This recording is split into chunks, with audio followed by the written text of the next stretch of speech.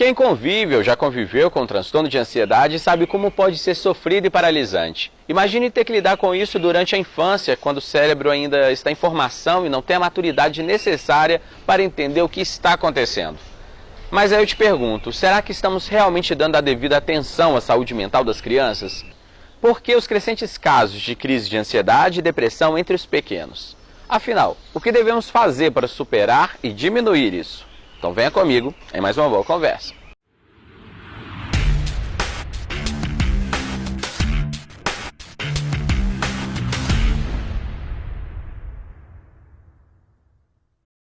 E a nossa boa conversa de hoje é com a Daniele e com a Lidiane, elas que são psicólogas, e vai trazer esse assunto em pauta, né? Trazer explicações para nós. Mas antes de começar a nossa conversa, aquele pedido de sempre, viu? Se inscrever no canal, clicar no sininho, dar like no vídeo, para assim que a gente publicar um material novo, você logo de cara já receber a notificação. Compartilha também. Então, meninas, fala pra gente, tem algum motivo para esse crescente caso de números de ansiedade, de depressão entre as crianças e adolescentes? Então, Lucas, se nós pensarmos que os transtornos psiquiátricos, eles sempre fizeram parte da nossa vida, o que acontece hoje é que o excesso de informação, a sobrecarga de cobrança, né? Alguns fatores como a própria agitação da nossa vida, né? Nós saímos de uma vida aí que era um pouco mais tranquila e a gente está hoje hiperestimulado, tanto de atividade quanto fisicamente e mentalmente. E isso também para as crianças, né? Exatamente, até porque as crianças hoje elas têm uma rotina escolar muitas vezes muito puxada, tem atividades extracurriculares e nisso tudo a gente ainda tem que incluir esportes, atividades sociais. Então as crianças hoje, elas têm uma vida pessoal e social muito grande, né? Então se a gente pensar que o nível de estimulação, as cobranças, né, o estresse hoje também das crianças é muito grande. Então isso são alguns dos gatilhos que podem ser causadores de uma ansiedade e de uma depressão também na infância e adolescência. Daí a importância da gente estar com esse olhar voltado para as crianças, para que isso seja um momento da gente munir essas crianças de habilidades psicológicas que possam favorecer que elas enfrentem de forma eficiente todo esse contexto que a gente está falando, para que isso reduza ou de forma, talvez a gente consiga até evitar o surgimento de transtornos psiquiátricos já na vida adulta. E existe uma certa resistência, Daniele, com relação aos pais, as pessoas envolvidas com criança, por achar que, por ser criança, não tem preocupação, não tem ansiedade? Acredito que sim. Geralmente, as famílias mais ansiosas, elas não têm o repertório para lidar com isso. E aí, elas vão deixando, é só uma fase, é só brincadeira, é manha, é isso. E aí elas vão deixando se passar esses sintomas, essas coisas, vão deixando, e isso se torna cada vez mais prejudicial à criança para a gente não ter um tratamento, vamos dizer precoce, e aí isso só vai se agravando com o tempo. Acha que a criança é introspectiva, acha que a criança é o jeitinho dela, ou então que ela dá muito trabalho e depois o caso já está agravante. E se nós pensarmos também, Lucas, que qualquer intervenção, seja ela psicológica, médica, quando ela acontece de início da situação problema, né, o prognóstico daquele tratamento, daquela condição, ele é muito mais eficiente, né? Então daí a importância dos pais, dos cuidadores, da escola, ter esse olhar atento com relação às crianças, a qualquer comportamento que fuja da curva de desenvolvimento da criança. Isso já é um sinal de alerta para que as famílias e as escolas façam um caminhamento para que aquela criança receba o melhor atendimento possível, para que ela continue a se desenvolver de forma plena. Essa realidade hoje, ela difere muito de anos atrás, 10 anos atrás, 20, então nem se fala. E aí eu questiono, será que tem uma relação também com a internet, as redes sociais? Eu acho que a rede social vem também estimulando cada vez mais uma cobrança maior até mesmo das crianças, né? As redes sociais hoje elas são uma ferramenta de muita eficiência, né? A gente tem conhecimentos e informações diversas com apenas um clique, né? Mas o que acontece às vezes no âmbito familiar é que as famílias, em razão da carga horária de trabalho, né, da rotina, né, de todas as cobranças que às vezes as famílias também têm, é que não acontece um filtro com relação ao que o meu filho está acessando, né? Porque o que acontece às vezes é de ver um vídeo, aquele vídeo já linkar com outro conteúdo e nisso a informação vai fluindo de forma muito rápida. E com relação a essa informação, vem junto com ela as fake news, né? Que também são uma forma de que essas informações, além de não filtradas, elas sejam disseminadas de uma forma muito rápida e inadequada.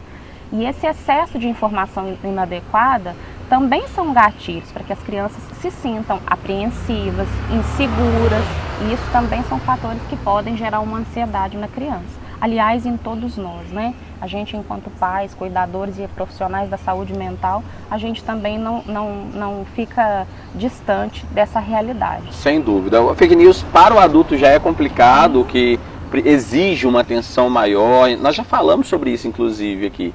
E para a criança, então, fica ainda mais difícil. Falando em fake news, hoje, numa realidade que nós estamos vivendo, né, tem aguçado também essa ansiedade das crianças com relação aos casos nas escolas, né? Acredito eu, Lucas, que seja assim, a criança, ela não tem o filtro que o adulto tem, ela ainda não amadureceu essa capacidade de reflexão. E aí, acredito eu, que vem assim, uma notícia desse tipo, ela vai e aceita aquilo. E não consegue refletir sobre aquilo, se realmente é uma verdade, se é uma mentira. E aí os pais têm que estar do lado para monitorar e apoiar e esclarecer o que pode acontecer, o que não pode acontecer, fazendo com que a criança tenha uma compreensão do que está acontecendo à sua volta. E fique mais tranquila com relação a isso. O problema, acredito eu, que também está nos pais, né? Se o pai absorve a mentira, absorve a fake news, ou não propaga um diálogo com o seu próprio filho, aí vai ficando complicado, né? Isso é uma questão de extrema relevância, né, Lucas? Se nós considerarmos que as famílias hoje, elas têm se voltado de forma significativa para os contextos sociais de forma intensa, né, para a vida profissional, essa base para a criança, ela nunca deixou de ser pais, mães, familiares e cuidadores. Então é importante que a gente resgate essa referência positiva, para que as crianças sintam nos pais e cuidadores esse referencial seguro, né, para que dessa relação saiam as informações mais adequadas e que evite gerar qualquer insegurança e ansiedade na criança, para que ela não tenha que buscar recursos e informações na internet. Embora a internet seja um instrumento e um veículo muito eficiente, mas a gente não tem, como a Dani citou, nas crianças, esse filtro de o que é adequado, o que não é, o que é verdadeiro, o que não é. Então a gente tem que, enquanto pais e cuidadores, de forma mais eficiente e hoje ainda mais, realmente reassumir essa condução, né, da informação para as nossas crianças. E aí agora eu pergunto para vocês uma questão mais técnica, talvez. Como identificar que a criança precisa de ajuda? Como identificar que ela está passando por algum transtorno psíquico e precisa de um apoio profissional? Então, a gente entende assim que quando a criança, essa ansiedade está comprometendo a vida social dela, ela já não sai para ir nas festinhas dos amigos, ela evita certas coisas, ou está atrapalhando a vida familiar, aí a gente entende que, mesmo que minimamente, você olha quanto de prejuízo esses comportamentos estão tendo na sua família, no âmbito social, no âmbito acadêmico, que é o que é muito cobrado das crianças, você já busque ajuda para a gente tentar prevenir que se está ali uma coisa mais complicada. Não é, Lívia? A curva de desenvolvimento infantil, de um modo geral do desenvolvimento humano, a gente tem uma expectativa de que ela aconteça de uma forma, né? Então na infância isso não vai ser diferente. Então a infância é um momento em que a criança tem um comportamento exploratório muito grande, tem uma busca por interação de uma forma intensa, tem sempre um comportamento para fora, né? Então qualquer sinal de busca de isolamento, retraimento social, né? rendimento acadêmico reduzido, comportamentos de dor de cabeça, né? Às vezes reclamar de algum aspecto físico, são sinais que já são alertas para os pais, para que eles procurem uma avaliação para uma possível continuidade desse tratamento.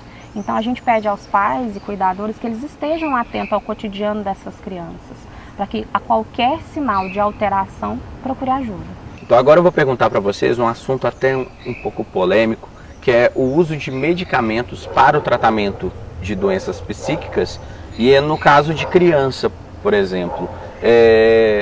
Esse uso de medicamentos para controle, né, de crise de ansiedade, até mesmo de depressão, pode trazer algum dano para a saúde das crianças? A intervenção medicamentosa, ela tem que ser muito bem analisada junto com o profissional da medicina que estiver acompanhando essa criança, né? As realizações psicológicas, as intervenções psicológicas, elas não são acompanhadas desse uso. Daí, como eu disse, a importância dessa criança receber um atendimento de preferência multiprofissional, né, com o profissional da medicina e da psicologia. Em alguns casos, somente a intervenção psicológica já é o suficiente para sanar aquelas questões de ansiedade e depressão na primeira infância. Ou até mesmo ferramentas alternativas, né? Exato, assim como na vida adulta também, porque nós trabalhamos com níveis de ansiedade e níveis de depressão. A depender deste nível, a intervenção medicamentosa ela vai ser de extrema eficiência para complementar essa intervenção psicológica. E o prognóstico e a eficiência da intervenção psicológica ela vai ser muito melhor. Então, acho que o remédio é um instrumento, né? E aí, se ele vem para agregar, a gente avalia, um médico mesmo vai avaliar se há necessidade de uso contínuo ou não. E aí, a partir dessa necessidade, a gente vai trabalhando junto também para que seja efetivo o tratamento junto com o medicamento. E aí, a expectativa por ser uma criança é que ela não faça uso ao longo da vida desse medicamento, que ela consiga ser um tratamento específico e pontual, e que aí ela consiga ao longo da vida fazer o manejo dos comportamentos delas para evitar esse tipo de uso de instrumento que seria o medicamento. Essa questão da medicação que você levanta, Lucas, é um tema que é muito polêmico, né? Principalmente quando a gente fala de medicação na infância e na adolescência, né? Então é importante que a gente traga esse tema para discussão, porque durante muito tempo ainda existe, na verdade, né, uma resistência muito grande no uso dos medicamentos psiquiátricos, né? E é importante a gente lembrar que tanto a ansiedade quanto a depressão são transtornos psiquiátricos, né? Então, o que a gente gosta de frisar bastante é que a gente não está incentivando o uso da medicação. O que a gente gosta de deixar muito claro é que a medicação, como a Dani disse, é uma alternativa complementar, né? E necessária em alguns casos. Claro, a depender do caso, né? A medicação ela não é prescrita de forma indiscriminada. Então é com muita cautela e com muito profissionalismo que o profissional da medicina vai encaminhar, vai prescrever a medicação para essa criança. É um assunto assim que rende muito tempo, mas acredito eu que ela se resume muito, né, para driblar esse problema no contato da família, né? Os pais ficarem atentos de acordo com a rotina do filho e ver se precisa de alguma necessidade, de algum apoio, né? Isso. Aqui a gente tratou mais a ansiedade como um transtorno, né? Mas ela está presente na nossa vida, ela é um mecanismo nosso de defesa. A gente usa a ansiedade para, talvez num acidente, não se machucar. E a gente usa dela para sobrevivência mesmo.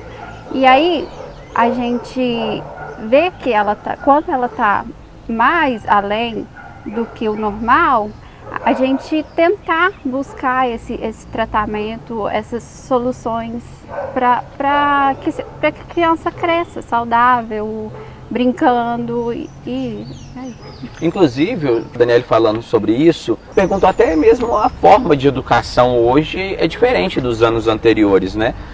Anos atrás, os pais, ao impor regras, né, traziam um discurso mais de medo, de temor para a criança. Hoje, isso também não é recomendado, né? Isso. Na verdade, o que a gente percebe às vezes quando a gente recebe uma criança no consultório, né, seja ela na primeira infância, segunda ou adolescência, é que algumas famílias elas migraram, né, de um comportamento e de uma criação muitas vezes autoritária, né, para uma criação e uma relação muito livre, né. Então é importante que essas famílias não abram mão, né, de passar para essas crianças valores, limites, né, como se comportar socialmente, o que é adequado, o que não é. A ideia da gente não é que criem-se robôs, né? A gente nunca vai orientar os pais, porque essa não é a premissa da psicologia e nem a gente enquanto pessoas, né? Se considerarmos que nós também somos mães, a conduta a gente leva também para dentro das nossas casas. Mas é importante, como a Dani disse, lembrar que a ansiedade ela faz parte da nossa vida, né? É importante que os pais não busquem também exagerar nessa observação, para que não seja direcionado um cuidado e um tratamento para questões que são corriqueiras do dia a dia mesmo, né? Essa criança realmente tem uma festinha de aniversário e ela está um pouquinho ansiosa, tem uma prova importante na escola e ela está um pouquinho ansiosa, isso tudo faz parte da nossa vida. Esses encaminhamentos, tanto para os médicos quanto para nós da psicologia, eles devem ser realizados uma vez que essa ansiedade ela se torne patológica, uma vez que ela se torne limitante, que aquilo traga de fato prejuízo, seja social, acadêmico, né, pessoal para aquela criança. Então isso é uma coisa que a gente esclarece e frisa bastante, isso é muito importante. Então é isso, gente, é necessário ficarmos atentos à rotina da criança e principalmente à saúde psicológica de cada uma delas, né? Gente, muito obrigado por trazer essas explicações e muito obrigado você de casa por acompanhar mais uma boa conversa. Semana que vem, mais um encontro marcado, viu? Um grande abraço.